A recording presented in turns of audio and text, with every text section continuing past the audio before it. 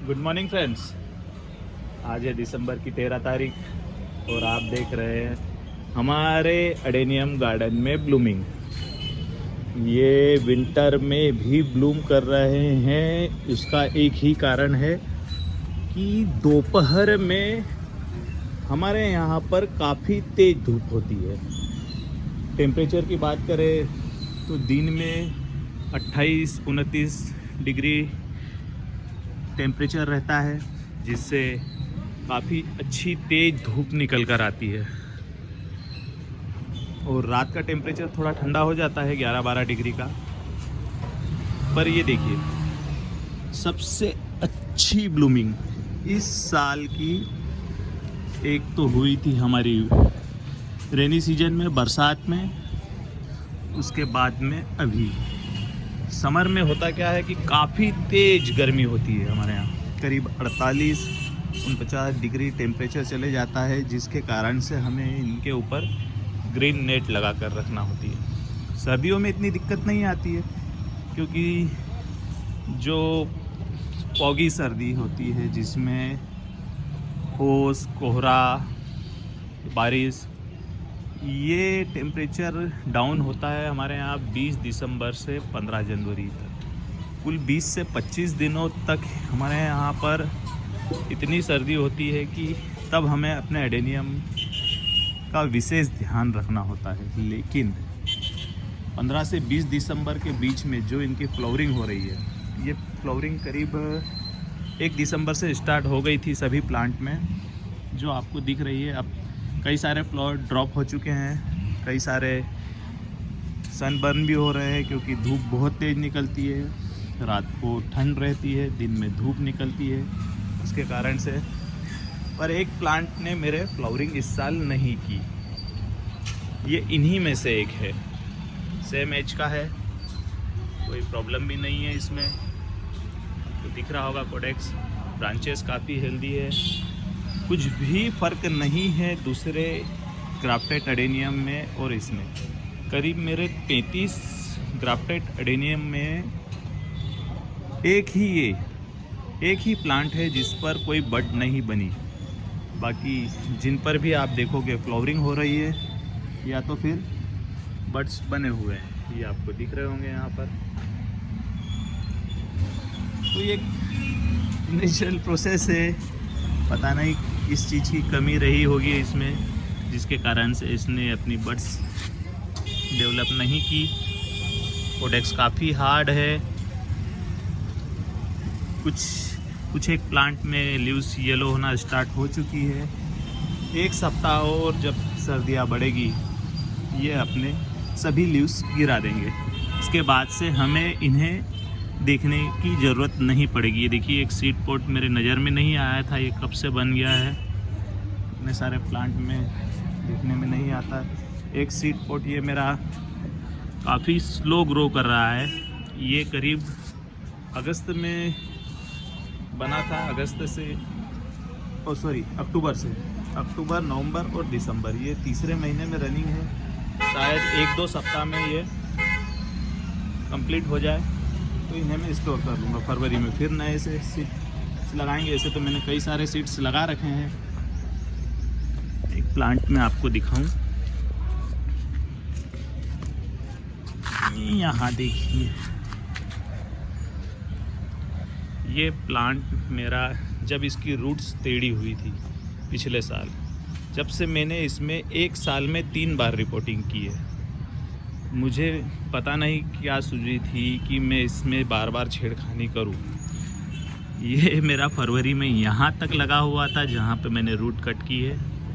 फिर मैंने इसे फिर बारिश में यहाँ से कर दिया था। अक्टूबर में फिर मन चला तो मैंने इसे पूरे ऊपर से लगा दिया। अब फरवरी में थोड़ा सा और इसे कर दूँगा। उससे हुआ ये है कि इसका कोडेक्स दुगनी गति से फूला है और निखर कर आया है। देखिए कितना अच्छा सेब बना है। तो आप चाहो, आपके पास एडेनियम काफ़ी ज़्यादा है या फिर इतने हैं कि आप उनमें एक्सपेरिमेंट कर सकें, तो आप ज़रूर करिए। उससे होगा ये, या तो ख़राब होगा या फिर इस प्रकार से निकल कर आएगा। जिससे आपको कोई प्रॉब्लम भी नहीं होगी अगर ज़्यादा है, अगर एक दो ख़राब भी हो जाते हैं।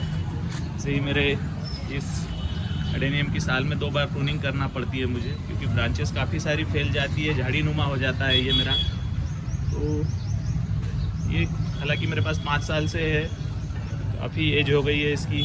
ब्रांचेस करीब 25 से 30 ब्रांचेस इसमें रहती है। फ्लावरिंग भी जब होती है तो 40-50-100 की संख्या में एक साथ फ्लावर ब्लूस्ट करता है। जैसे ये है मेरा, इसमें मैंने प्रूनिंग नहीं की है क्योंकि इतनी ज़्यादा इसकी ब्रांचेस नहीं फैली थी। कुछ एक मेरे यहाँ रखे हैं जिनमें मैंने आज तक प्रूनिंग नहीं की है। ये आपको दिख रहा होगा, कोडेक्स देखिए। कोडेक्स साइज करीब 8 से 10 इंच का है। पॉट साइज है इसका 12 इंच। ये सभी मेरे अभी तक प्रून नहीं किए हुए। देखिए यहाँ पर 3 सूट निकल कर आई है इसमें। तो ये जब बड़ा होगा तो और भी सुंदर। कुछ प्लांट मेरे ऐसे मैंने सिलेक्ट किए हुए हैं जिन्हें मैं प्रून नहीं करूँगा, बड़ा ही रखूँगा। कुछ एक मेरे मल्टीपल ब्रांचेस वाले ये सीड से लगाए हुए हैं। इसकी एज करीब है 16-17 महीने। ये पिछले साल मैंने अगस्त में लगाया था इसका सीड्स, अगस्त या सितंबर में। ये भी काफ़ी अच्छे से निकल कर आए हैं।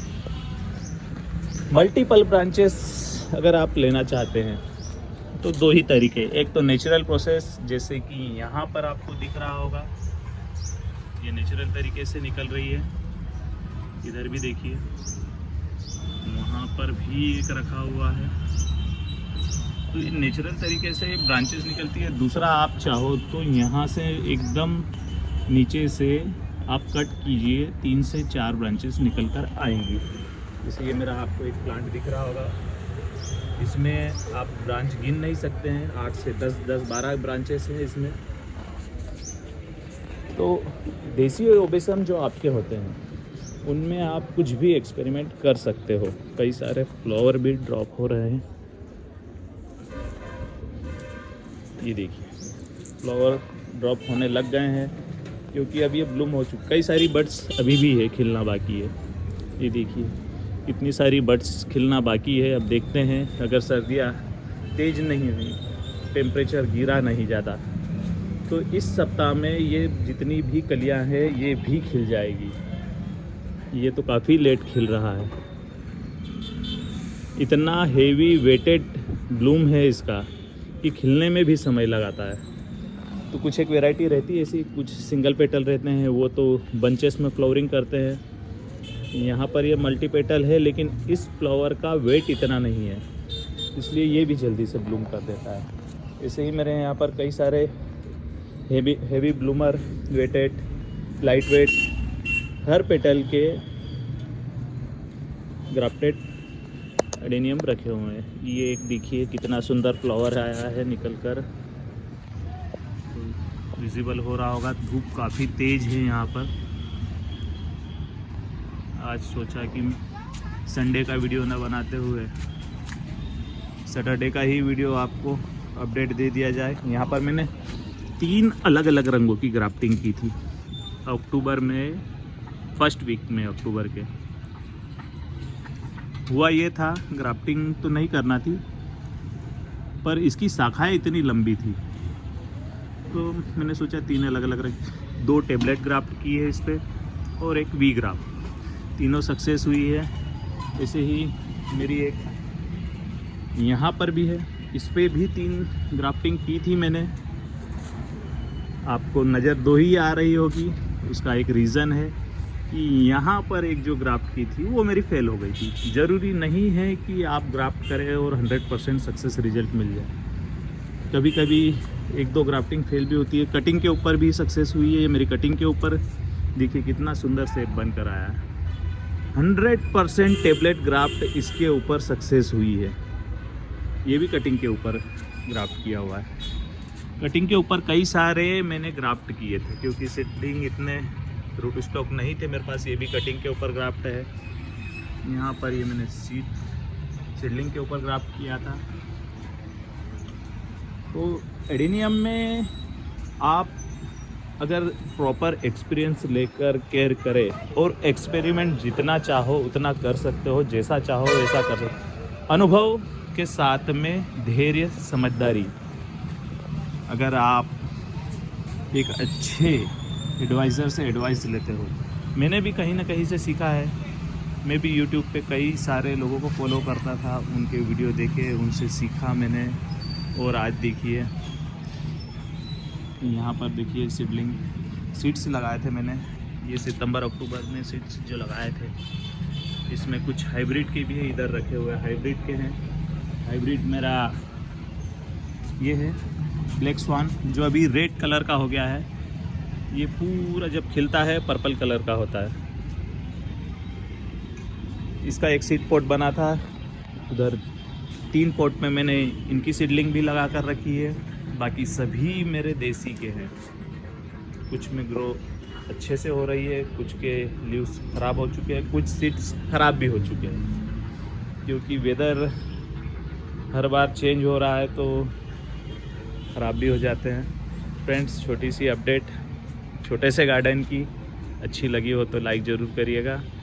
Happy gardening.